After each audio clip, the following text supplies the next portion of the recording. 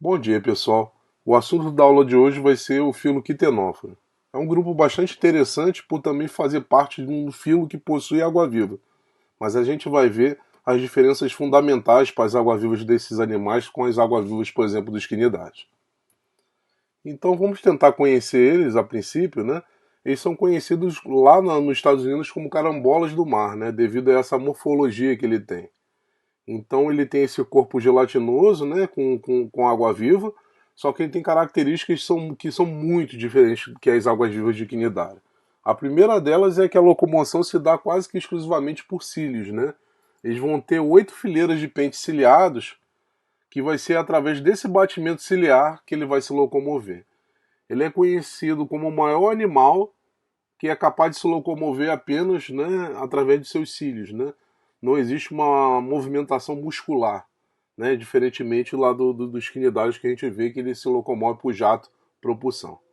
E tudo isso vai ser coordenado pela presença de um estatocista, né, que é o órgão que vai dar o posicionamento do animal.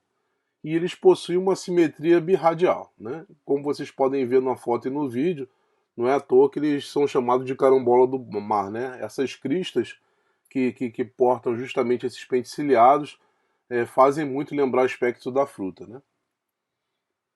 Em termos evolutivos, né, a gente vai ver que Quitenóforo ele possui também uma posição bastante basal. Alguns autores, inclusive, colocam eles como o organismo mais primitivo, até mesmo atrás das esponjas.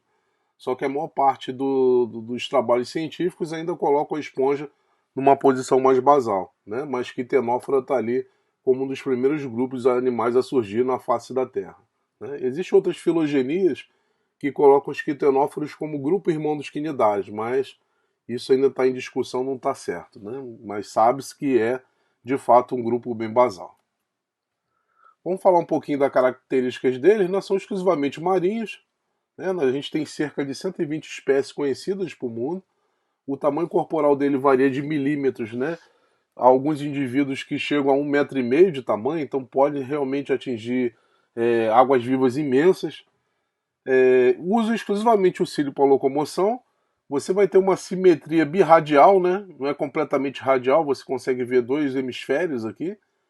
A grande maioria é transparente, a grande maioria é capaz de exibir a bioluminescência, e eles vão apresentar um ciclo de vida monomórfico, né? Então você não tem o processo de alternância de gerações, né? E é uma outra característica, né? A gente não tem a fase de pólipo nos quitenófilos. Então a utilização dos cílios para locomoção e não possuir quinida vão ser as duas características que vão colocar esses bichos longe dos quinidários, né? Filogeneticamente eles são parecidos, né? Provavelmente a morfologia medusoide foi uma convergência evolutiva e não porque eles compartilham um ancestral comum. Bom, a morfologia dele é bastante parecida até com o quinidário, né? Ele vai ter uma epiderme que vai revestir todo o corpo por fora e a parte de dentro a gente também vai chamar de gastroderme. Mas aí começam as diferenças, né?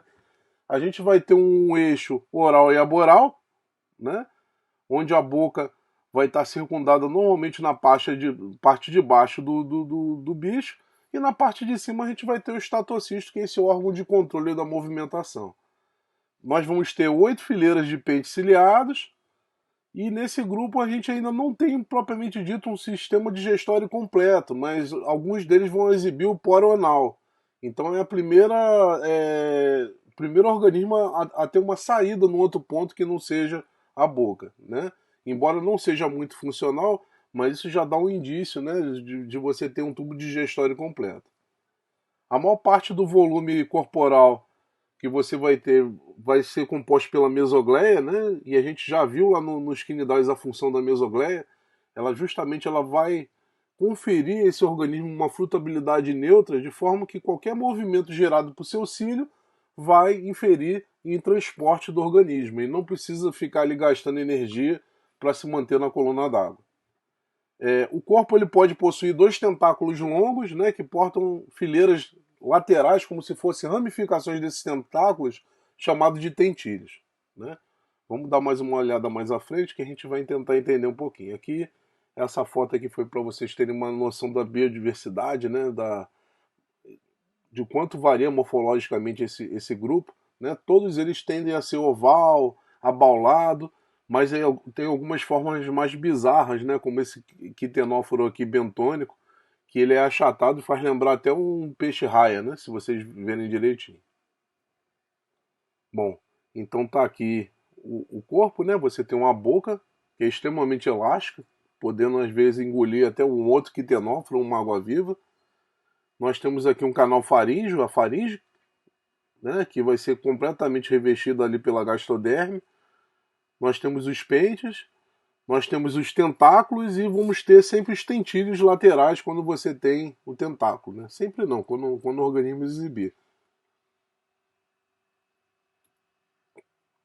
Bom, então a parede do corpo vai ser uma epiderme recoberta por uma camada externa de muco, né? Então a gente vai ter bastante células glandulares ali para produzir esse muco, e a gente já viu a importância do muco, né? É uma espécie de proteção para o animal. E a epiderme do tentáculo vai ser completamente revestida por essa célula aqui, que é o colócito. Ela faz lembrar a função que a gente tem lá dos espirocistos dos quinidários, né? Porque ela tem a função de adesão. Então, outra característica fundamental, né, de quitenófilo, eu já falei para vocês que não tem nematocisto, mas ela vai ter essa célula que vai ter a função de grudar na presa. Né? Então, o tentáculo é completamente revestido desse colócito e vocês podem reparar que a célula tem glândulos adesivos, que vai facilitar no processo de apreensão da presa. Né? Então, ele gruda. Ele é incapaz de inocular peçonha, veneno, né, como o nematocisto, mas ele consegue capturar ali o organismo. Uns possuem um par de tentáculos retráteis, mas existem espécies, né, que não têm tentáculos, então normalmente ela tem que desenvolver outras estratégias de predação.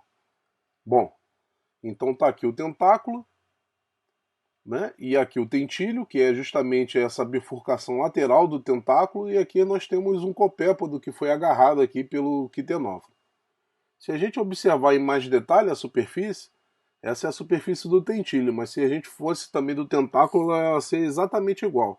Ela é completamente recoberta pelo colócito, que é justamente essa célula que tem a função de grudar a presa, né, dentro do tentáculo. Tanto o tentáculo como os tentílios eles são utilizados para a captura da presa. Né? Alguns têm um tentáculo simples, sem tentílio, né? Ou seja, um tentáculo sem a bifurcação lateral, e outros vão utilizar a estratégia de um ataque rápido direto com a boca, né? Sem o uso de tentáculos. Aqui a gente tem um quitenóforo tentaculado, e vocês podem ver, né, que dentro da gastoderme do animal já tem vários animais capturados aqui, o crustáceo capturado que ele está se alimentando. Então vamos dar uma olhadinha nesse vídeo. Ele é bem interessante, que mostra justamente o tentáculo, né, com seus tentílios ramificados lateralmente. E nesse tentáculo você pode observar que existem várias partículas capturadas. Né? Então o que esse bicho ele vai fazer? Ele vai retrair esses tentáculos, está vendo? E com a ajuda dos pentes ciliados ele vai conduzindo esse alimento ali para a boca. Não sei se vocês conseguem ver. Né? De forma que o próprio pente ciliado ele vai levando essas substâncias para a boca para ali ele conseguir engolir e se alimentar. Mas e se o camarada ele não tem tentáculo, como é que ele procede? Ele literalmente vai direto ao ponto, né? A gente tem aqui, né, dois quitenóforos, então quitenóforo pode se alimentar de quitenóforo, como vocês vão ver, e ele é capaz de processar esse ataque diretamente com a boca, né? Quando você for ver, né, o quitenóforo menor ele já está ali dentro do quitenóforo maior. Não necessariamente, né, o menor é a presa. Né? O quitenóforo ele tem uma grande elasticidade e às vezes ele é capaz de engolir um animal inteiramente. Existe um outro processo também que o quitenóforo faz, que é às vezes se alimentar de tentáculos de medusa para roubar os seus nematocistos para utilizar na sua defesa. Né? Então alguns quitenóforos eles fazem também esse roubo, né,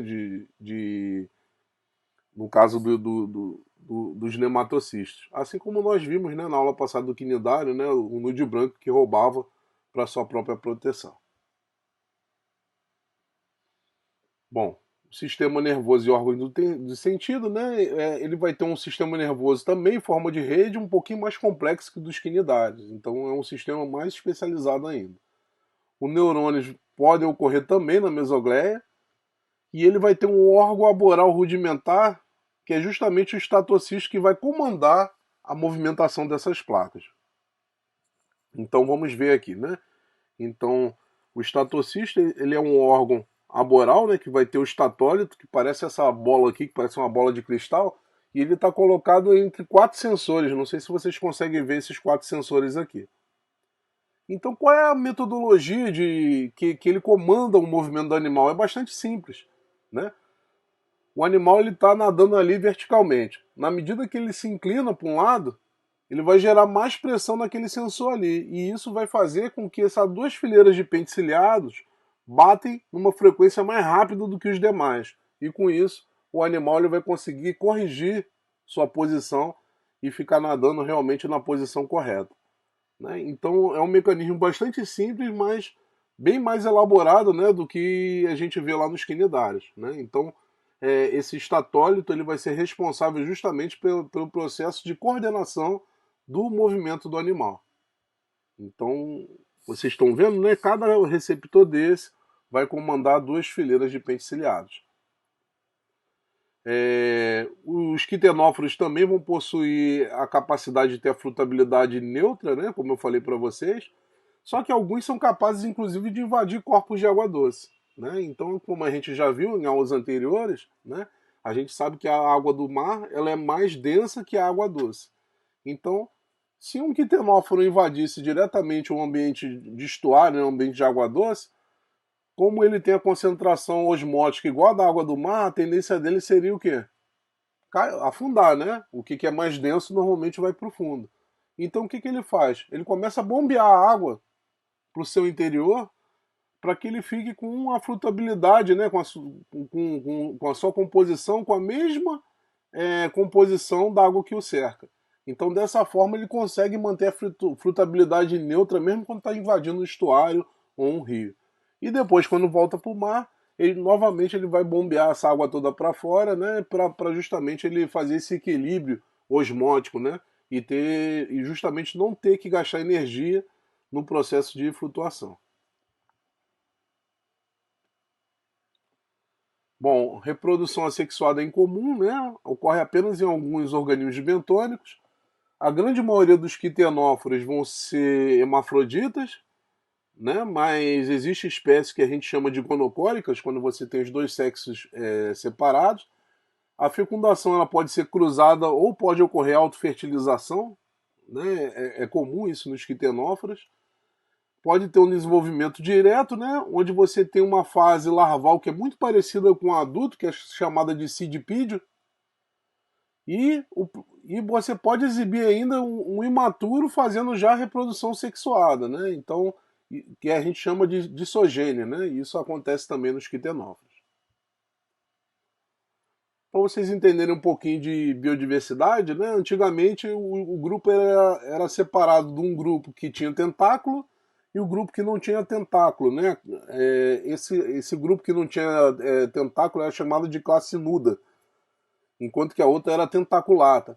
Só que ao longo do tempo, com alguns trabalhos moleculares, viu que provavelmente, né, a presença ou não do tentáculo não refletia uma filogenia confiável. Né? Então, atualmente, os especialistas do grupo têm separado apenas nas ordens, né? E não se preocuparam, né, em colocá-lo dentro de classes especificamente. Né? Então, a gente tem que esperar outras hipóteses filogenéticas para ver se a utilização da classe ou não faz sentido. E eu vou passar aqui para vocês terem uma ideia, né, da diversidade morfológica, né? Então aqui tem a ordem Beroida, né? Ela tem essa característica de ter tentáculos ausentes, corpo saculiforme. Aqui tem os principais gêneros, né? Berou e Nés. Ordem, ordem Cestida, ela já vai ter um corpo um pouquinho mais comprido, mas também tem um corpo abaulado, né? Como no caso da classe Sexton. Ordem Cidipídia, né? Que tem justamente o cidipídio, né? Como larva, né? Como um jovem intermediário. e aqui a gente já consegue perceber a presença dos tentáculos, né? Ganeshida, né? Tem um corpo comprimido com um plano tentacular. O gênero Ganesha, né? É um exemplo dele. A gente está vendo ele aí vermelho, né? Ordem lobata. Ele possui um par de lóbulos orais, né? Que a gente consegue ver aqui essa estrutura. Então é uma característica dessa ordem. E tem Talossocallicida, né? Que tem essa morfologia bem diferente, né? Que a gente pode perceber.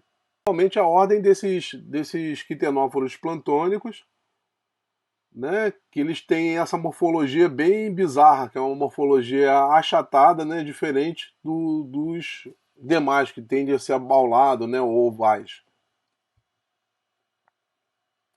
Bom, e para fechar, né, a gente vai ter vou deixar essa imagem aí para vocês, que são quitenóforos que diferentemente dos demais, eles tendem a ser coloridos, né? Então existe uma explicação para isso, né? Os quitenóforos, de uma forma geral, eles se utilizam. A principal característica deles como predadores é utilizar a sua invisibilidade. Por que isso? Né? Uma água-viva, quando ela vai atacar a presa, ela normalmente ela causa jato propulsão e esses movimentos de água fazem com que as presas percebam e tenham tempo de correr. Né? Já os quitenóforos, eles têm uma característica muito interessante, que seria quase que uma invisibilidade, porque eles são completamente transparentes e o movimento provocado por seus pentes ciliados fazem com que eles não sejam percebidos. E isso é uma tática muito interessante, né? Tanto no processo de predação como no processo de fuga. Né? Então, quando o organismo perceber, ele já começou a ser atacado, já começou a ser engolido. Isso faz com que aqueles quitenóforos, né, que não têm tentáculo consigam um grande sucesso de predação, mesmo sem ter os tentáculos providos de colócitos. Né? Aí a gente está vendo aí, mas e esse vermelhão? Normalmente os quitenóforos coloridos vão ser aqueles que ocupam as zonas abissais, as zonas afóticas. Porque para lá tanto faz ele ser colorido como ele ser transparente, né? Já que a luz não chega, então ele acaba se tornando não percebido mesmo tendo essa coloração, né? E por outro lado, se eles ocorressem nas zonas, na zona com luz, né, na zona fótica, seria uma presa fácil, né? As pessoas, os organismos iriam perceber ele claramente e poderiam atacar esse quitenóforo com mais facilidade, né? Então, no processo evolutivo, a gente vai encontrar essas espécies mais coloridas apenas na zona fótica mesmo. E uma coisa bastante interessante também, que o pessoal pode dizer, né, qual é a função da bioluminescência, né? É a primeira coisa que se pergunta quando você vê quitenóforo. Não, por que ele é bioluminescente? A bioluminescência ela tem duas funções. Primeiro, para atrair presa, e a segunda é para confundir tanto o predador como a presa. Né? Porque você está no ambiente, o bicho é transparente, ele só vai ver pontos de luz. Então, provavelmente, ele não vai saber qual é o real contorno do organismo. Isso facilita tanto no processo de predação como no processo de fugir, né, do eventual predador. Bom, gente, o que eu tinha para falar sobre quitenófora é isso, né? Desejo a vocês um bom estudo aí e que a aula seja proveitosa para vocês. Até a próxima.